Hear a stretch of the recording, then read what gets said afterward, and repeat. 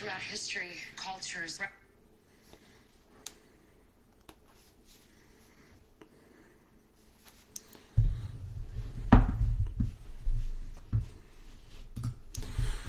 What's going on, guys? We are live. This is episode 9009 of Let's Have a Conversation. We're going to get started in about a minute.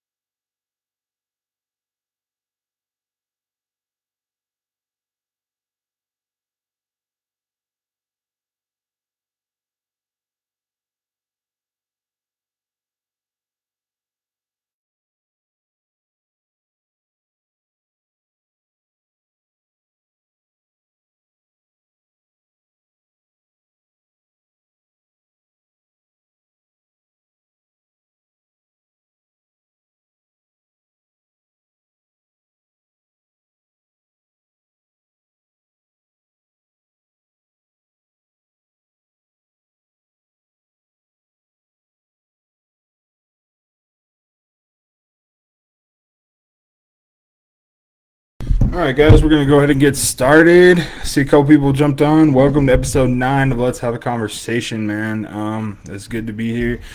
Trevor, what's going on? Nephew, hope all is well. I see somebody else is on. Thanks for tuning in, man. As always, like, share, and subscribe.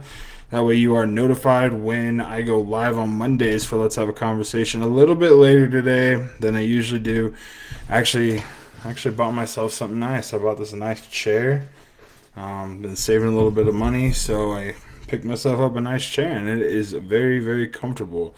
But before I get started, I'm going to get into my first official advertisement.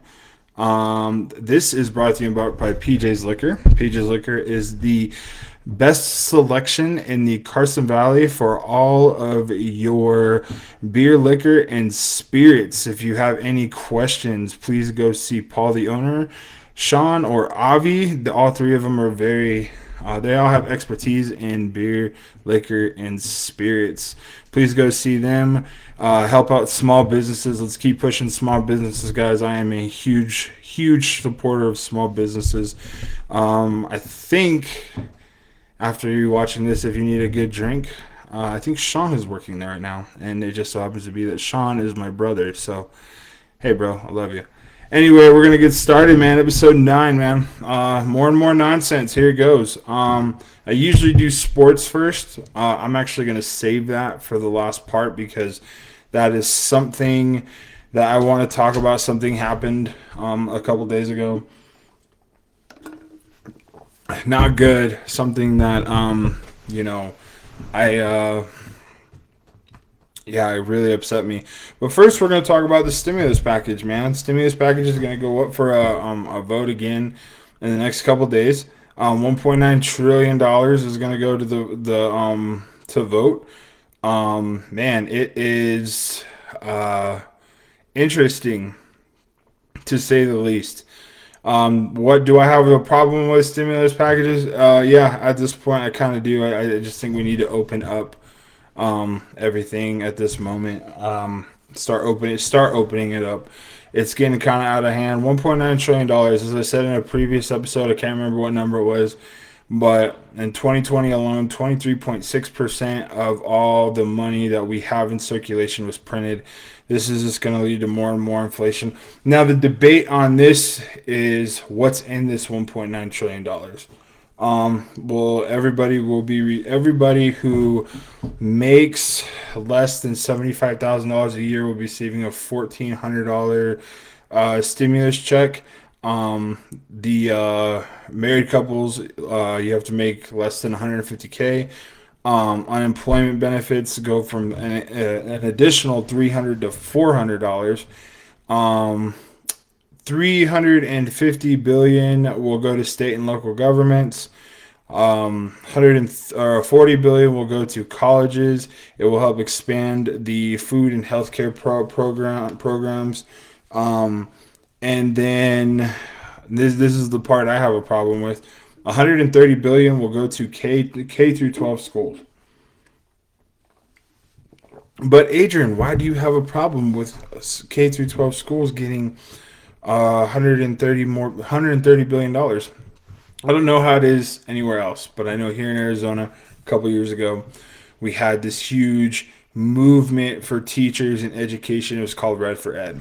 It was the state government giving more money to the public school system.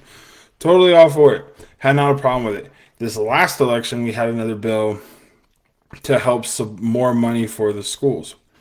Okay, cool, whatever. Um, I actually I have a family member who I'm really close with who actually works in the public school system. She's an administrator, and she was not for this last one. This $130 billion, I haven't talked to her about it, but this is my thing. In Arizona, schools are not open. I know in bigger cities, Chicago, none of these schools are open. It's all online platform. So my question, and this is a legitimate question and why I have a problem with it, if schools aren't open, if we're not maintaining these facilities, if we don't have people there every day, if the lights aren't running, the gas isn't running, where is this $130 billion going? And that's part of the debate that's going on right now. Where is all this money going? Somebody actually did the math, and it came out there's money that's not 1.9 trillion. So three, four, five, six. So right now, off the top of my head, we're looking at, after what I've told you, we're only looking at about little less than half of all that is for what I just said. So where's the other half going? That's the debate that's going on right now. A group of call them conservative people are questioning this, and of course they're being marked out to being un-American, Nazis, whatever you want to call us. Um, I would like to know, me personally, I would like to know where the rest of this money is going. I know when they passed the last one where everybody got $600 checks, it was, I think, like 55 million went to Pakistan for gender studies programs or something like that. It was absolutely insane. Um, but yeah, I do have a problem with this 130 billion going to K through 12 schools. You see a push, you see a ton of people trying to get these kids back in school. How do I feel about it? I have a brother and sister who live with me. Me and my dad, they stay with us week on, week off type situation. I am all for them going back to school, but I would like to see them go back to school starting with a fresh year. I think sending them back to school at this moment, for us anyway, it just screws up their routine. It wouldn't be good. I do think that kids should be back in school no later than the start of the fall semester next year. Um, it dives right into COVID. I know it's a touchy subject when we just eclipsed 500,000 people who passed away from coronavirus. So to those families, my prayers and my thoughts are with you.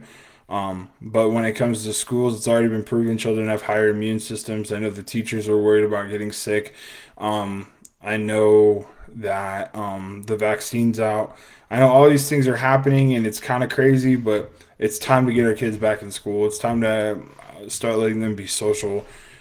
Sitting on your iPad playing Fortnite or doing whatever, man. It's not good for these kids. It's really, really not good for these kids at all to not be in school for so long. Um, I know it's a touchy subject, but 130 billion is. I know it doesn't compared to how many K through 12 schools there are out there. You know, it just, oh man, that's a lot of money. And here's the thing: this money isn't coming from taxes. This is printed money. So what happens when you print money? Inflation. We've talked about that before. Um, it's just not good, man. The $40 billion to colleges, eh. um, 350 billion to state and local government. My challenge, the one I want to say, the one thing I do want to say challenge is I want to challenge the state and local governments. If you don't need it, don't accept it. That would be something really cool. I know South Dakota has been running on all fours. Um, I know there are places like Texas, Oklahoma, the whole South right now, who are just going through it and really could use those funds to help out their areas because of the freeze that came down. By the way, my thoughts and prayers with everybody in the southern states. I heard Texas was still boiling water. Um, it's crazy. A lot of people, I live in the mountains, so our houses here are weatherized. Our pipes are weatherized, so we don't have that problem. Yeah, man, it's crazy what's going on down there, but I think that 350 billion would go to those programs, would go to those state and local governments to help out their areas. Um, if you have any, comments or anything like that, please put them in. I'll get back to you. Man, other than that, everything is with the stimulus package. Everything is just, it's like I said, more and more nonsense. Just some quick math off the top of my head. Where's the other $700 billion? $800 billion at? Where's that going? I'm definitely curious. I do not think that we are in a state of supporting the world right now. I think we need to take care of our own. I think we need to get these businesses back open. Um, you see what's happening in California, rolling blackouts. Restaurants being shut down, people losing their businesses, there's a massive exodus from California right now. I live in Arizona, so we're definitely seeing it. I know there's a massive exodus from like New York and the Chicago area, those left-wing cities being the way they are and running the way they are. Obviously nothing is getting done. So my next topic, man, this one, like I said, more and more nonsense. Biden's at 32 executive orders, by the way, if anybody was curious. 32 executive orders. I can't read them all off to you right now because I just get pissed off. But one of them was Biden drops the Trump citizen test. So what happened is there was a citizenship test that was much older, and Trump started a new one. I'm all for a citizenship test. I think we do need a citizenship test. I think that you should take that test in high school. I did one time about 5 or 6 years ago just to see where I stood, and I actually did pretty good. Some of the stuff I missed, but I don't know what Andrew Garfield's original hair color was. I mean, that's not really a question, but it's a hard test. But me being a history buff, it really worked out. I think I ended up getting to the point where I would have been, if I wasn't a citizen, I would have passed. But, so he drops his citizenship test. This is how dumb this thing is. The reason why is it had a conservative bias. Okay, so I looked into it. The big problem that came up was there were 5 questions on the Federalist Papers, only 2 about civil rights. Okay, I am 100% in agree that there should be more questions about civil rights. I definitely think that was a massive part of our history that people of all races and all ages tend to ignore. I mean, Martin Luther King Jr., Malcolm X, Selma, the March on Birmingham, like all these things were a huge part. The Million Man, was it the Million Man March or was it the Million Man speech that was in Washington with Martin Luther King? Definitely a huge part of our history. So I get that, but here's the thing: saying that the Federalist Papers are conservative. Okay, I'm gonna say this so everybody knows: the Federalist Papers are not conservative at all. True conservatives, true Republican and conservative people believe in a small government. The Federalist Papers are 80 essays put together by Hamilton and I can't remember his name. Hamilton and a couple other people who believed in strong taxes, who believed in a larger federal government, who believed in the government running everything. Okay, conservatives believe in a small government. Conservatives don't like taxing people. Conservatives believe that the power resides in the states. So why, if you knew, this is just foot to mouth. So Biden, being the great leader that he is, and I say that super sarcastically, goes through and he goes back to an older version. And he comes out and says he's going to come out with his own citizenship test. This is a guy who probably cannot draw within the color within the lines in a dinosaur coloring book right now. Okay, I mean, we hold these truths to be self-evident, and you know the rest. But and this is just more and more nonsense, man. This is just because Trump came out with it. It's not good enough. Yes, should there be more questions about civil rights? Sure, yeah, 100%. I 100% agree with that. But I'm to sit there and say that there's more about the Federalist Papers, which are a very democratic, not liberal, but a democratic principle. Oh God, I just wish people would read books. I have a copy of the Federalist Papers. I bought this book off Amazon. It's like this thick, and it's got the Federalist Papers, um, the Constitution, the Declaration of Independence. It's got all these awesome documents that you can read. I challenge every single one of you to go and buy a copy of something like that and read it. Definitely a good read. Definitely to know your history. The last part. So I said I was going to do sports late. So this is something that I'm very passionate about. This is something that I care about deeply. I care about sports. High school football. I played basketball. I wrestled for a little bit. Football was my main. Powerlifting. I did a little track and field, mostly field. I'll tell you whatever I want. High school athletics changed my life.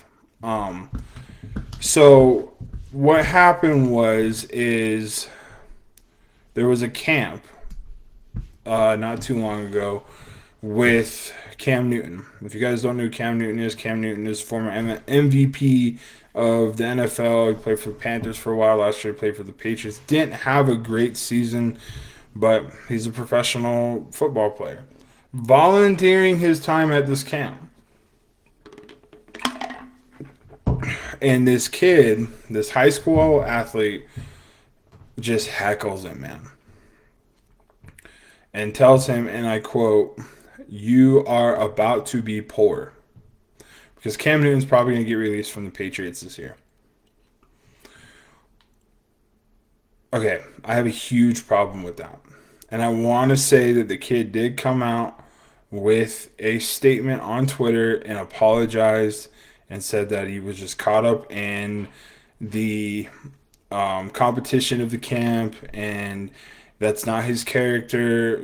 Cool, you said the right thing, whatever. But here's the thing, and this is really, really irritates me. How dare you? How dare you take the sport that I love, the sport that changed my life, and so many people who I know, how dare you take that and just make it all about you and disrespect one of the greats of the game? Am I a Cam Newton fan? I respect his game. I don't know him personally, but I respect Cam Newton as a football player and for everything that he's done in his career and for his community. This is he's the worst dresser in the world. He is so bad. But he's a professional football player. These people, these athletes, these professional players usually donate their time, to go to these camps. And you heckle him and you tell him you're about to be poor. And I don't care. I don't care if you were caught up in the competition. You disrespected my game, the game that I played for 12 years. Broken shoulders, broken pizza. I like pizza, Amador. But you go through and you make it all about yourself and you disrespect one of the greats. This is my problem with that. Man, there's no class anymore. You started seeing it a few years ago in the NFL where it was more individualized. It was more about my money. It was more about this. It was more about that. I get that. That's a profession. That is a 100% profession. 100% get it. When college, I love college football because it's the pageantry. It's all these players in 121 Division One schools and 134 FCS schools trying to get a job, or playing because they love it. And then high school is the purest form of the game, and you disrespect somebody like that. Um, Yeah, man, that's not cool. I've coached before. I love coaching sports. I love coaching football, especially. I loved playing the game when I played. And you took the game that I love and you just completely spit all over it. I understand he has apologized. I hope Cam comes out with a statement and accepts this young man's apology. But I would have a see if I were this dude's coach, I would have a serious conversation with him about this, about acting the way you did. Cam didn't get any money for showing up to this camp. He did it because he loves the game and he loves teaching players. Um, you know, so I am not okay with that at all. I think that us as a generation, we have to teach whatever sport it is, from football to volleyball to wrestling to track and field to softball to baseball. I don't know what other soccer, what other sports there are. If you played, it's your job to teach these young men and women the responsibility that they carry with these sports. When you play high school football, you are not just representing yourself, you're representing your school and your community and everybody else who came before you. Um, you know, I can think of so many people in my high school career who helped me become the person I am today. And I would not be who I am without the game that I love and the people who helped me along the way. Coach Mattice, Coach Neville, Coach Holt, Coach Wolf, Coach Holland, Coach Perkins, Coach Harlow, Russell White. Um, the list goes on and on. Chris Alt. I went to a camp and got to talk with Chris Alt, the former um, Nevada head coach for years, creator of the pistol offense. These are people who really helped me out and taught me that it's not just about playing the game, it's about your content and your character and about doing the right thing. And football is the ultimate team sport. For those of you who play other sports, I'm sure you had so many other people, you know, root you on, coaches and mentors and so on and so forth. So for this kid to do this, it really irritates me. It just really upsets me. I'm glad he apologized, but at the same time, this coach his coach needs to let him know, like, hey, we don't do that. Um, Man, I don't have anything else today. I hope that kid apologizes. I hope we find out what's in the stimulus bill. This is more and more nonsense, but hey, guys, short video today, not long at all. I got this new comfy chair, so I'm super excited. But life is good over here. As always, I don't care about your race, your creed, your religion. I love every single one of you, your sexual orientation. I hope you guys have a blessed week. This is episode 9 of Let's Have a Conversation. And please like, share, subscribe. Jump in on the comments, shoot me a message on Facebook. Everything is going good, man. I hope you guys have a great week, and we will see you next week.